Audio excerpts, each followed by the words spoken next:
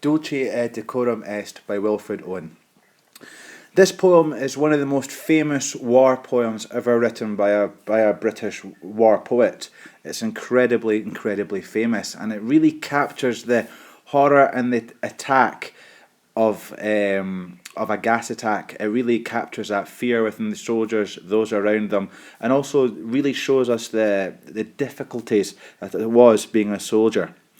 It initially was actually a response to a woman called Jessie Pope, who wrote a poem called Who's for the Game, and that very much glorified the war and encouraging young men, boys, to go and fight as it was basically a game. So this was his response.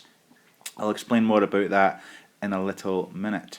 Okay, so we'll just start going through it. Now, I'm not going to write too much on this presentation, purely because the screen gets filled up far too quickly. So I'll just underline a few things and talk. I recommend when you're watching this to be pausing it, writing down notes, and then starting it again. Okay, so we'll start off with the title, Dulce Decorum Est, simply meaning it is sweet and fitting, or sweet and right, to die, and pro patria amore, for your country. That's what Dulce Decorum Est means. The title is highly ironic. Wilfred Owen is saying it is not sweet nor right to die for your country. Very ironic title. Now we start off the poem and we see that the soldiers are described as being bent double like old beggars under sacks. Obviously, like there, telling us that there's a simile, and it's really suggesting that the men are bent over themselves. Their heads are down as they're walking because they're so tired. Described as being like old beggars under sacks. A beggar being a homeless person. It has connotations, the denotation being beggar. The connotations are that the men are unclean, that they're untidy, that they're scruffy, they've got long hair, beards, they've not been able really to look after themselves. And this is what they look like. They look like old beggars under sacks, trying to keep warm. It said that they were knock-kneed. Now the alliteration there, the k can suggest the sound of their knees knocking together. Perhaps they're cold, perhaps they're weak. All these ideas are valid. Again, another simile, coughing like hags. Hags are really old, undesirable, usually women. Think about like the crazy bag lady or crazy cat lady off of The Simpsons, if you're familiar. Just a really old woman who, again, isn't well kept, is in poor health and things like that. Again, these are young men, not much older than you, some of them your age, who are being described as beggars and being described as coughing like old women. We cursed through sludge. The idea of cursing, swearing because they don't like it and so on. And sludge just being all the mud, blood, everything that's on the battlefield. And it goes on to tell us that the curse through sludge till on the haunting flares. Now, a flare was a device, basically like almost like a firework that would be sent up in the air, and it would illuminate, it would light up all the battlefield around them, and it would also light up where the enemy is, and so on. So the idea that on the haunting flares we turned our backs. Now, this is also important because of the word choice of the word haunting. The idea that it's haunting very much suggests that it is something that they're unable to stop thinking about. It suggests that it's something that they're so used to the flares going up that it's almost like a ghost. It's something that is just there, it constantly haunts them. Either way, the fact that they're turning their backs shows them that the shells, the flares and everything, they're walking away from. They're turning their backs, possibly on any hope for a successful war. Perhaps that's what they're turning their backs on. So the denotation, what's literally happening is they're turning their backs and walking away. But the connotation of that is really the idea that they're turning their backs on the war. They're turning their backs. They're forgetting about any hope of winning and so on. And towards our distant rest began to trudge. And the idea of rest being, the distant rest would be a camp, maybe a couple of miles away from the battlefield, and soldiers would get a few days to recuperate, to relax before going back onto the field. However, there's also a suggestion, a connotation of that being the grave. It's towards their final rest, their final resting place, the grave, that are beginning to trudge. Very short sentence here with alliteration. Men march to sleep, Possibly that sound might resemble the sound of them complaining and moaning. It might also just be the sound of them marching. Very rhythmic. Tells us many had lost their boots but limped on bloodshod. They were covered in blood, didn't have boots. Really, really horrible attrition conditions. It then goes on to tell us, quite significantly, that all went lame, all blind. Now this is quite simply, you could call this technique here, obviously there's repetition, and there's also hyperbole, okay? Hyperbole being repetition of something for dramatic effect. Not every soldier went lame, which means that they're basically very ill, their body's being floppy, and not all of them went blind.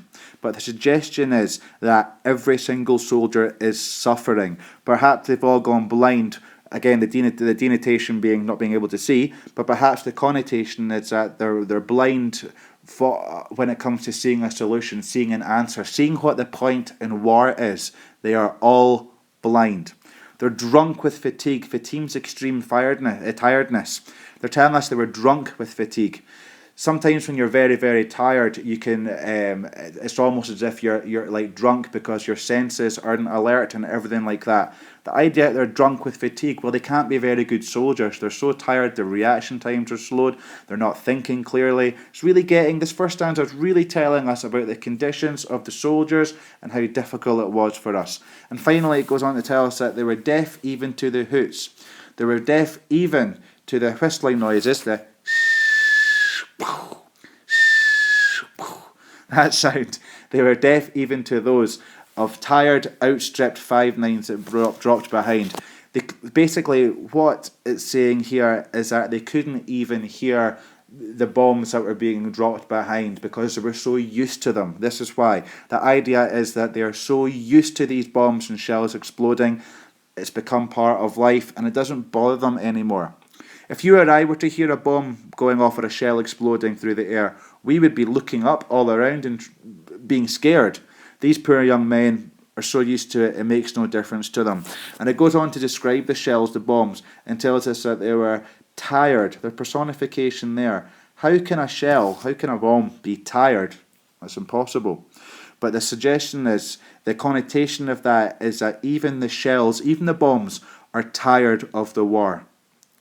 Even the shells. They've been fired so many times, even they're tired of being fired. The soldiers are tired, the weaponry is tired, everyone's tired and had enough.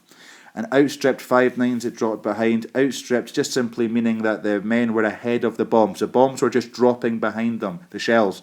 They were dropping behind them every time, not able to reach them. So again, it really asks that question, well, what is the point then?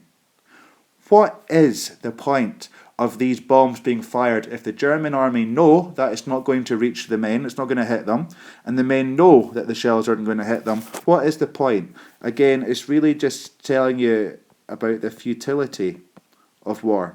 Just kind of how futile, almost slightly how pointless war is. And that's the first stanza. It's really dealing with the soldiers and what it was like for them to survive and live in this time. Stanza 2 directly takes the reader right into the middle of the gas attack, right into the middle of it. The pace is really quickly changed compared to the last stanza. In this one we get three very short sentences. Gas, gas, quick boys, gas, gas, quick boys, okay? They're also stressed syllables, so the idea is gas, gas, quick boys. And that could be a general or perhaps another soldier who spotted the gas and quickly alerting all the other fellow men around them. So it's saying gas, gas, gas, quick boys, an ecstasy of fumbling. Now ecstasy is usually it's a word which means extreme euphoria, happiness. So it's quite paradoxical. It's two conflicting ideas which don't really make sense together but do when you think about it. An ecstasy of fumbling. Fumbling just means to put something on not very carefully. If I was to shout at you, quickly, put your jotters away, you wouldn't put them away carefully, you'd do it really quickly and perhaps you might knock the side of your bag a couple of times trying to get it in. And that's the idea here. They're trying to put on their gas masks in time because they know if they inhale it, that's them. So gas, gas, quick boys, an ecstasy of fumbling, fitting the clumsy helmets just in time. Now there's personification here on clumsy. Clumsy just means not very careful. If you're clumsy, you might walk into things or knock things over all the time. So to describe the gas masks, which are what the helmets are, if you look in the references, the footnotes, it'll tell you the helmets are gas masks.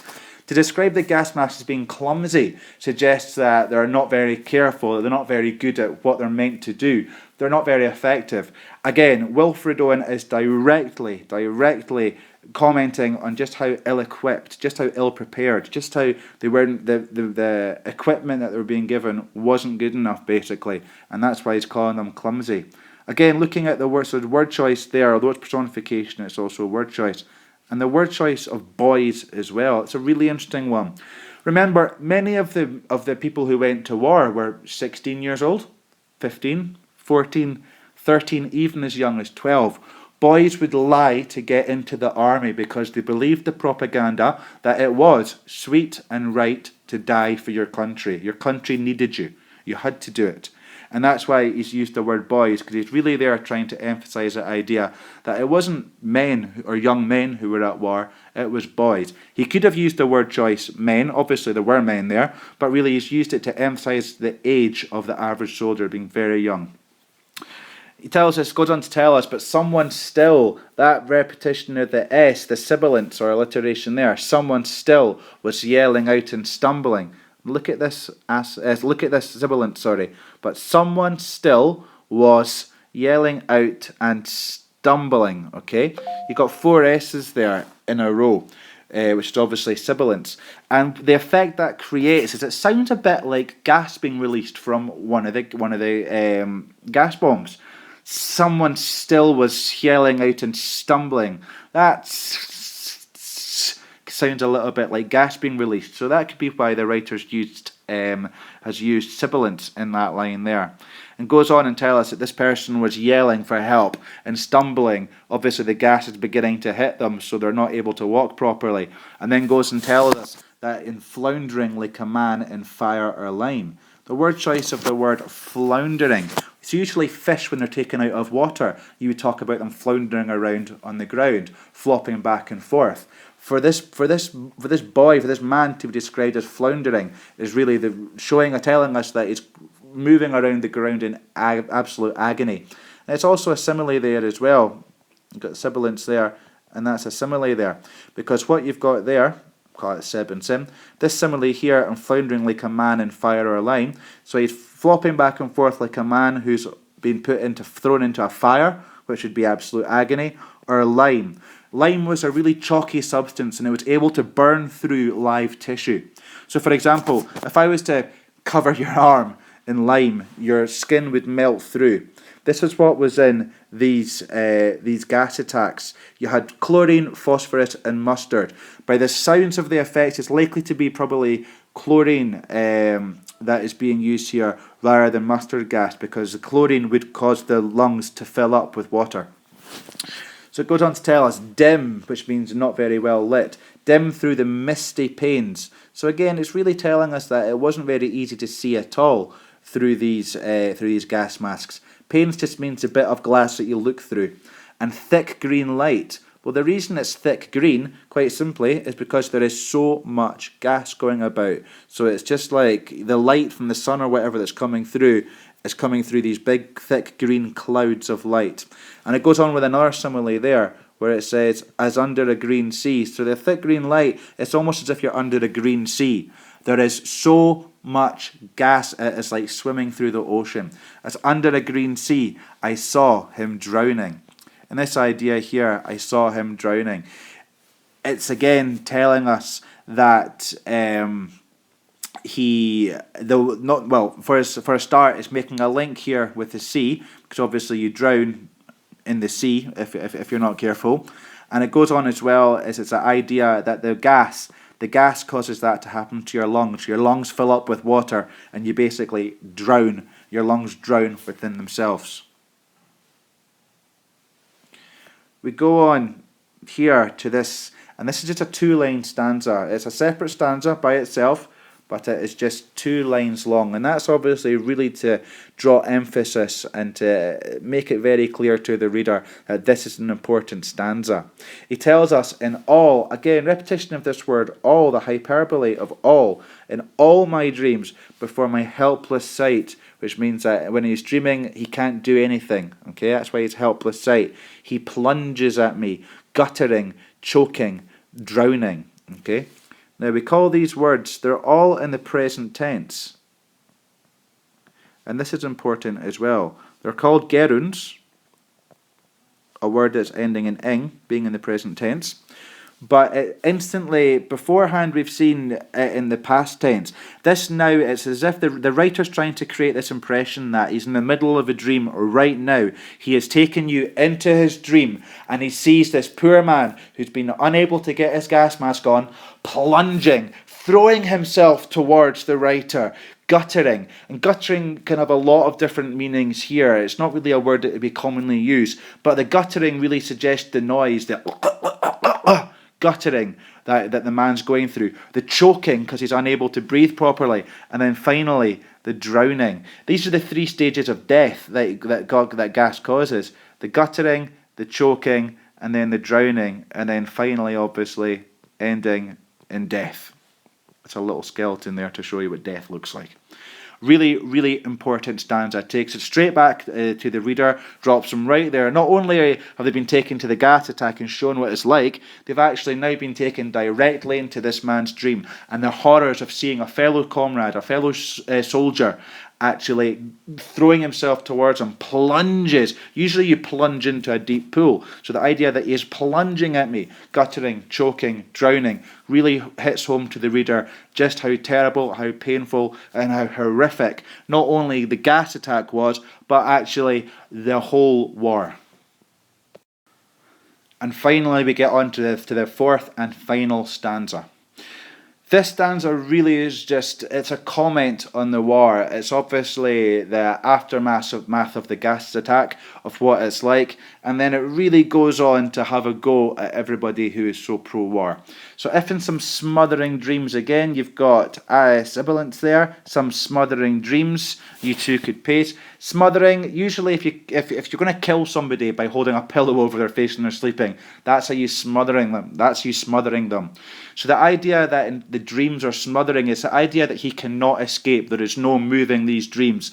It's these horrible nightmares he's having, and there's nothing he can do about them.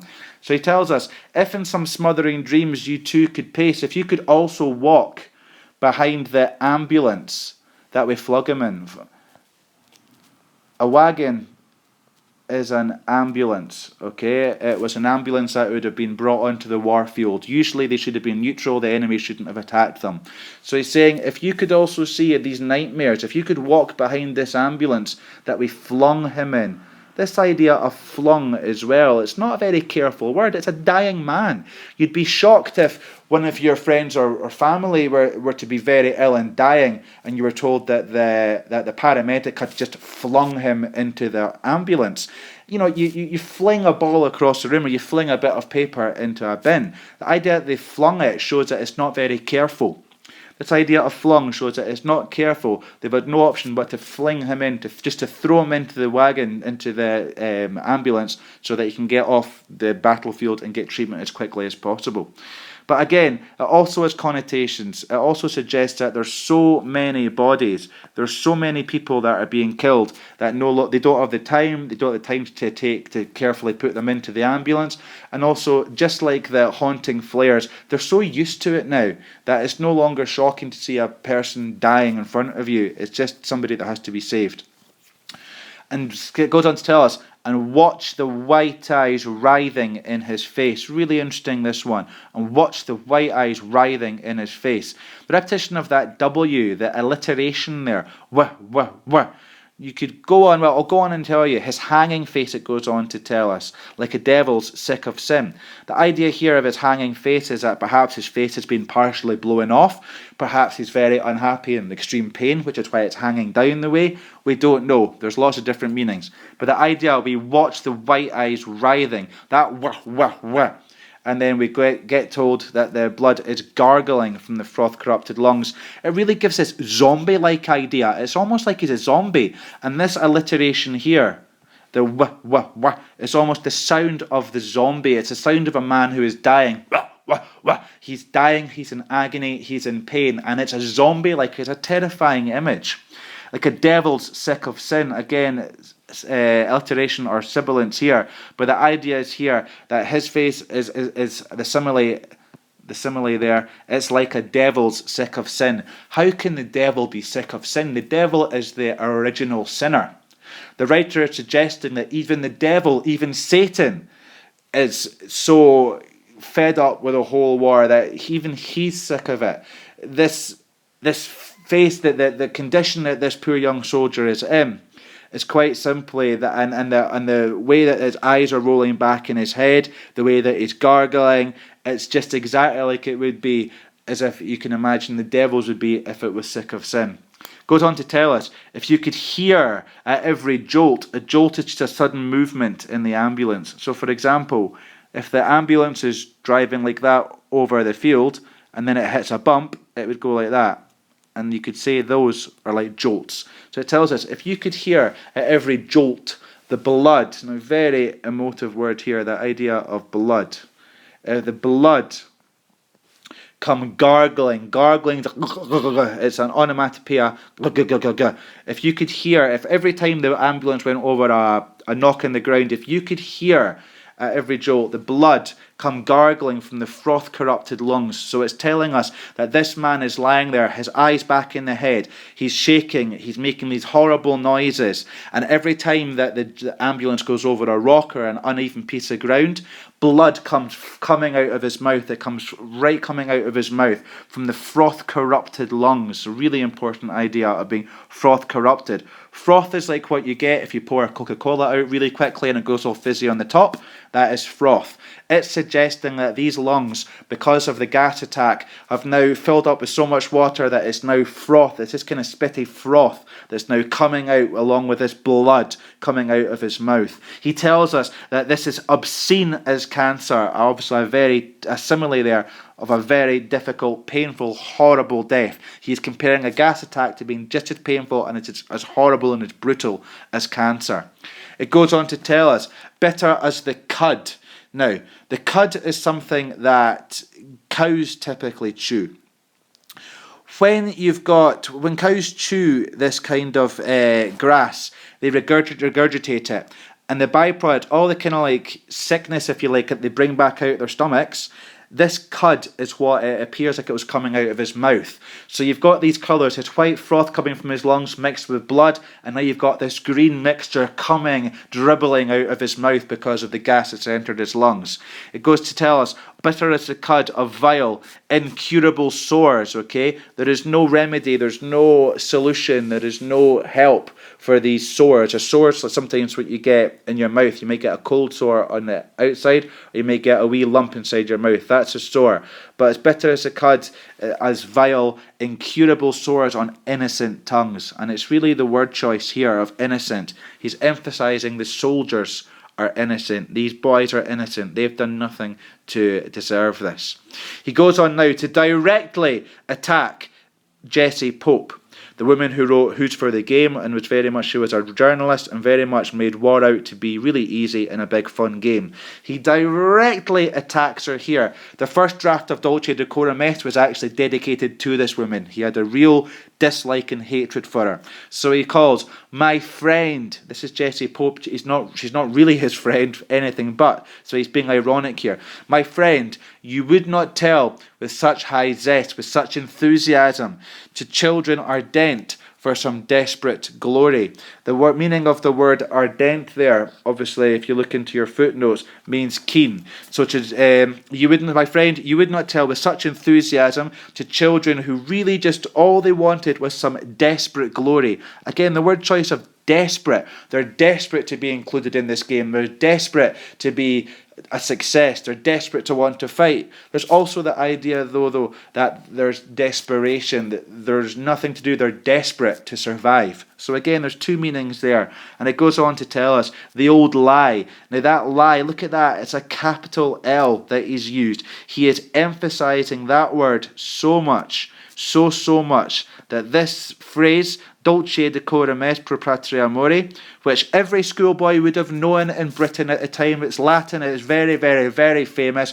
One of the main reasons that it was okay to die in war, because it was sweet and right to die for your country. He's telling us really blatantly and explicitly, the old lie. It is not sweet. It is not right and it is not fitting to die for your country. He is absolutely going against the war right here and explaining to us just why it is not right. The poem as a whole, the poem as a whole is very much an anti-war poem. Remember, Wilfred Owen was a man who fought in the First World War. He was badly injured. He was sent to Craiglockhart Hospital in Edinburgh. There he met Siegfried Sassoon, another man who was forced to go to war, who didn't really agree with it, and was also a poet. And it was there they developed a close friendship. Siegfried Sassoon died in hospital, and it was Wilfred Owen decided that although he hated the war, he would go back and fight in his friend's memory. Wilfred Owen died on the 17th of November 1917. The war was declared over at 11 a.m. on the 11th of November 1917. So it's shocking. So literally by a few hours, basically, Wilfred Owen had died. If the war had stopped the day before, he wouldn't have died. So really quite tragic. Really quite tragic. As I say, it's very much an anti-war poem. It is full of imagery and things like that. It's absolutely full of them. Enjoy.